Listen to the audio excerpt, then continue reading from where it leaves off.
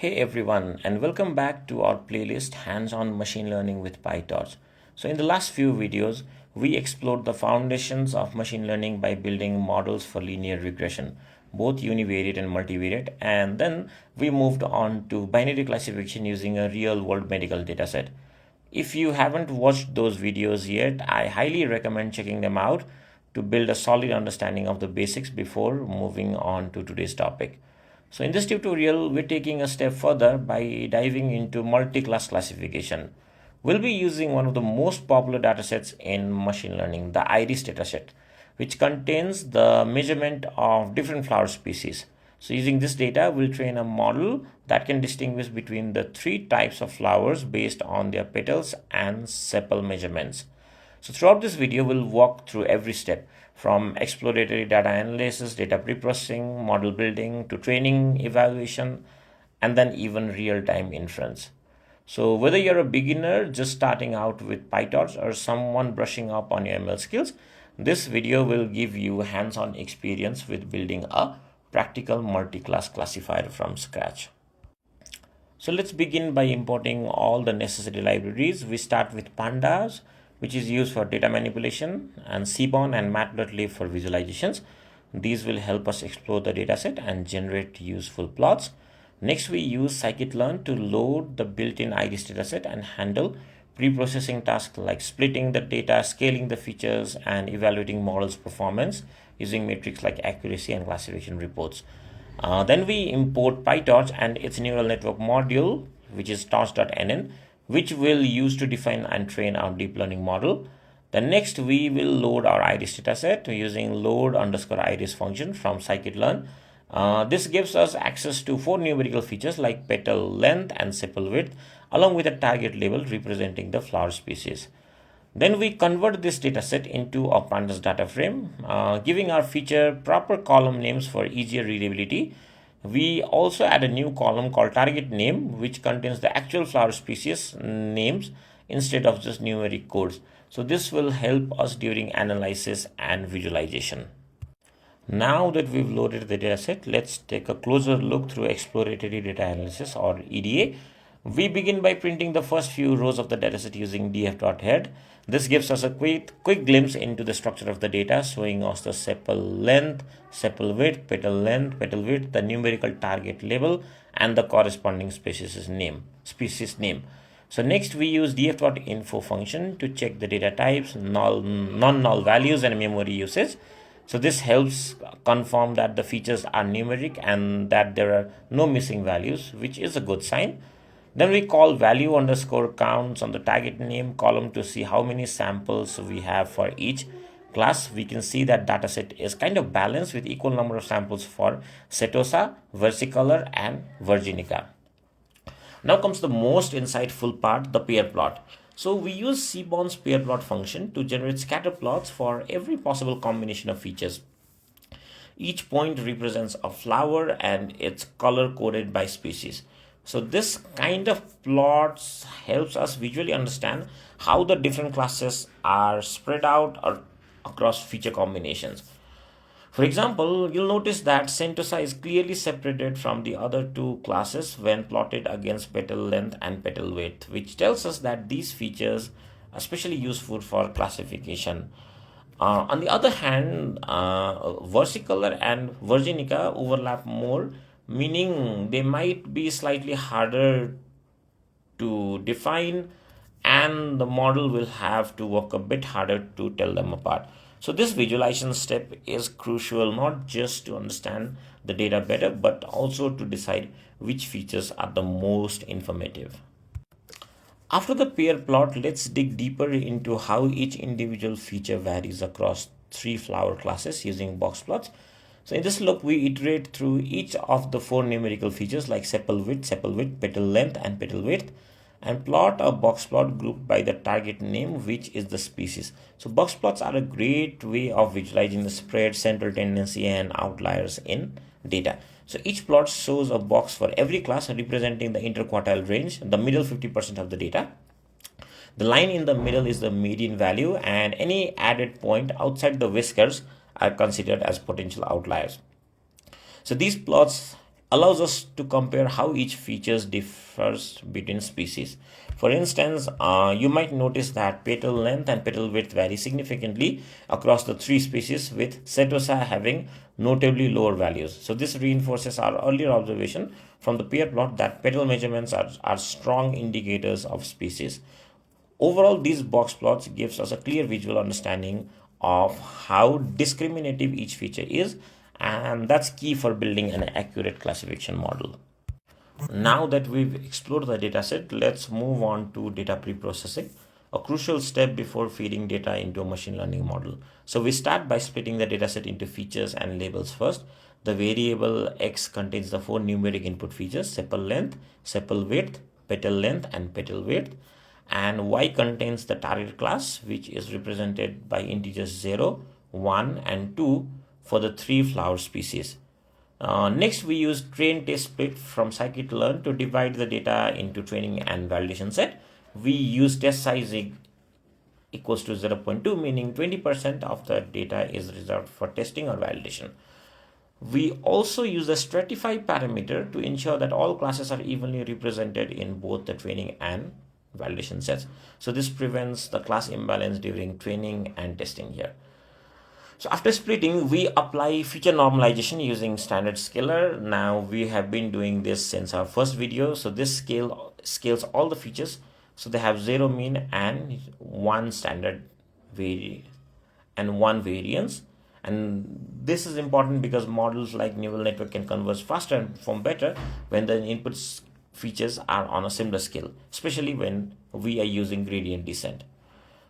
We first fit the scalar on the training data and then transform both the training and validation sets here. Remember, you should always fit the scalar only on training data to avoid the data leakage. So this completes the pre-processing step. Now we have clean scale data ready to be converted into PyTorch tensors. Our next step is to convert the feature sets and labels into PyTorch tensors. So PyTorch model expects input data in the form of tensors, which are multidimensional arrays similar to NumPy arrays, but with additional capabilities for GPU acceleration and automatic differentiation if needed.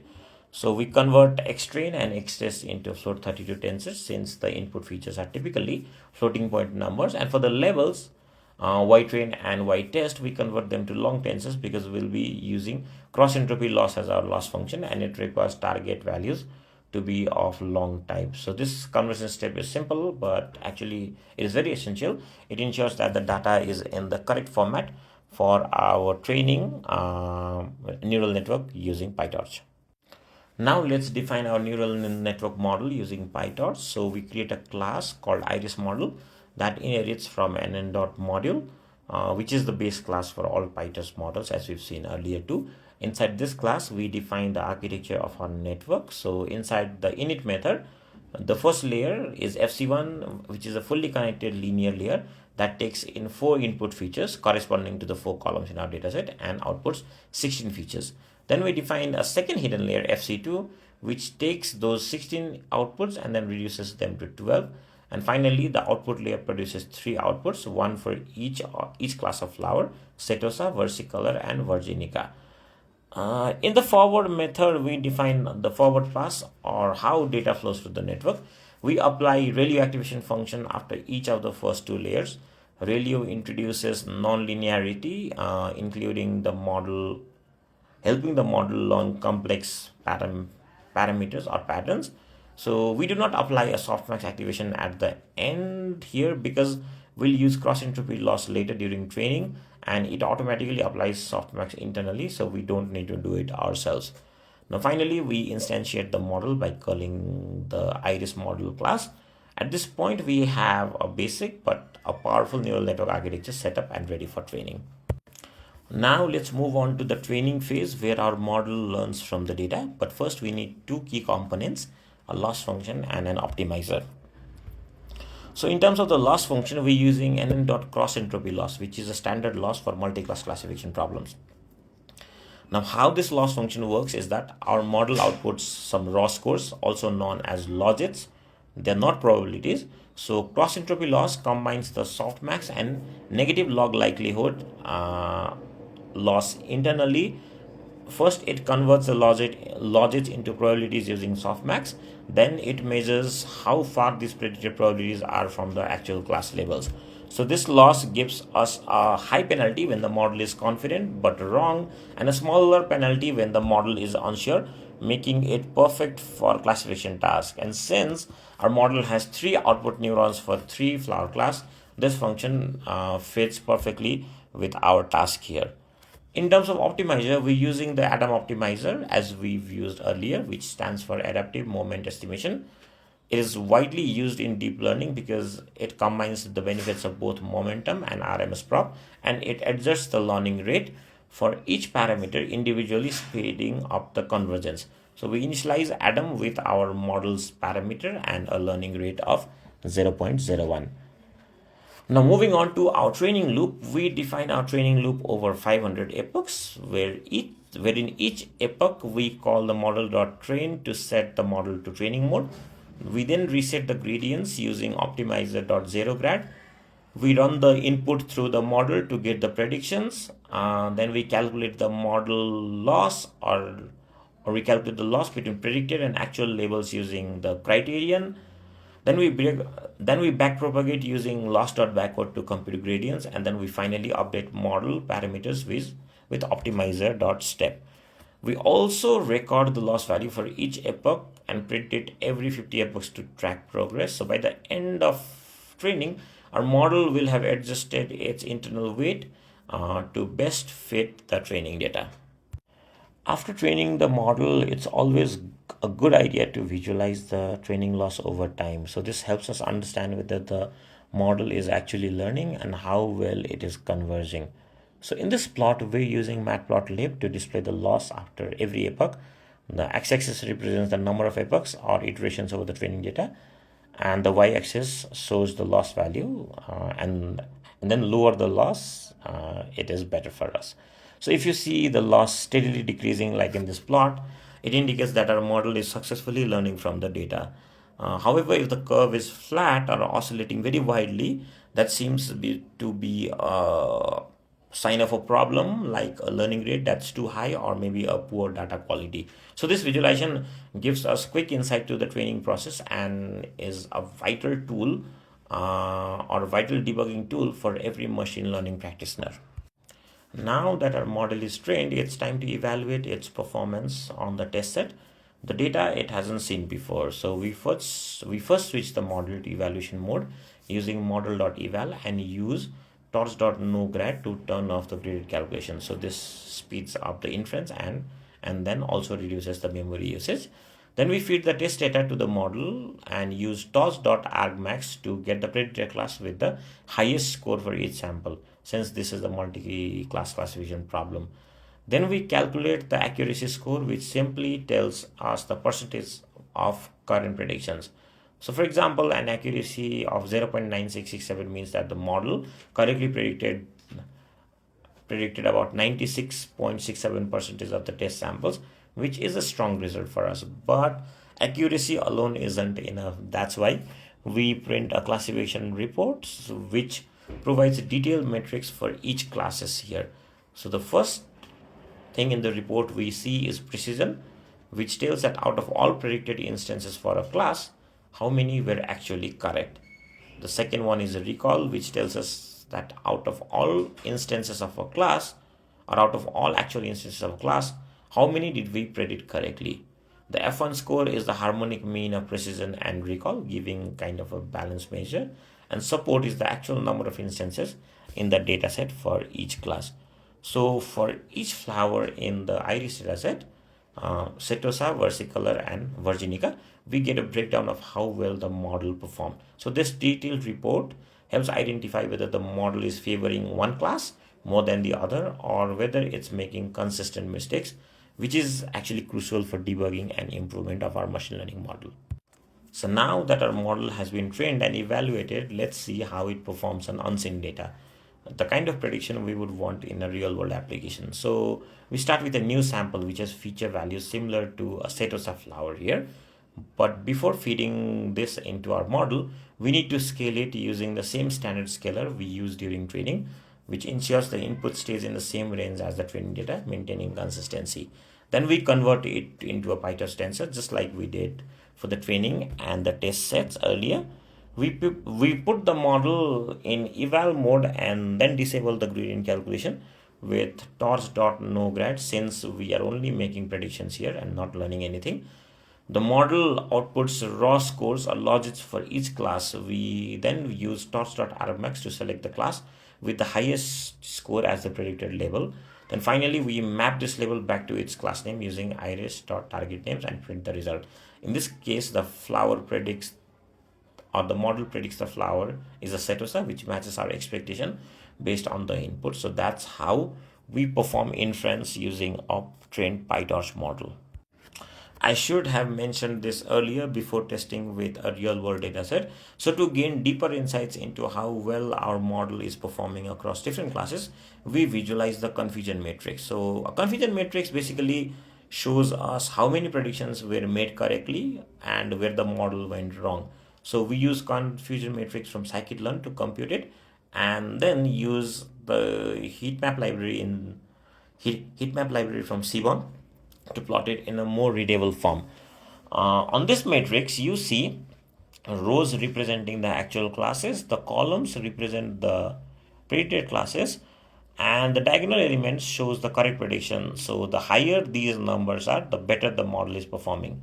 And the off diagonal elements represents misclassification. So for instance, how often a versicolor was wrongly classified as a virginica. The matrix is annotated and color coded using a blue gradient to easily identify the performance hotspots here.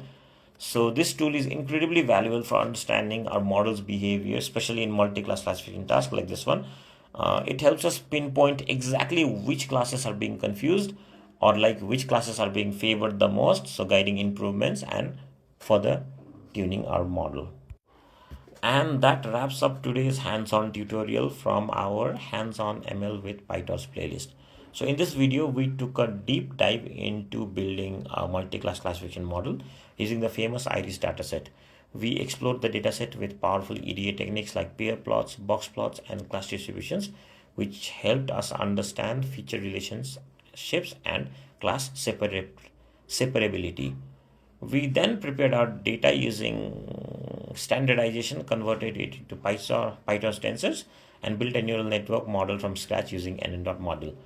With CrossEntropyLoss, we trained our model and visualized the training loss curve to track progress. Finally, we also evaluated our model with an accuracy score, a detailed classification report, and a confusion matrix, gaining valuable insights into what the model excels, or where the model excels and where it can be improved. So we also saw how to make predictions on new unseen data using our trained model. So this tutorial not only strengthens our understanding of multi-class classification, but also builds a solid foundation for more complex datasets and models. So if you found this video helpful, make sure to like, subscribe, and share it with your fellow learners. Drop a comment if you have any questions or ideas for future videos, or if you have any problem implementing the same on your end. So stay tuned for the next tutorial where we'll push further into the world of machine learning using PyTorch. Until then, happy coding.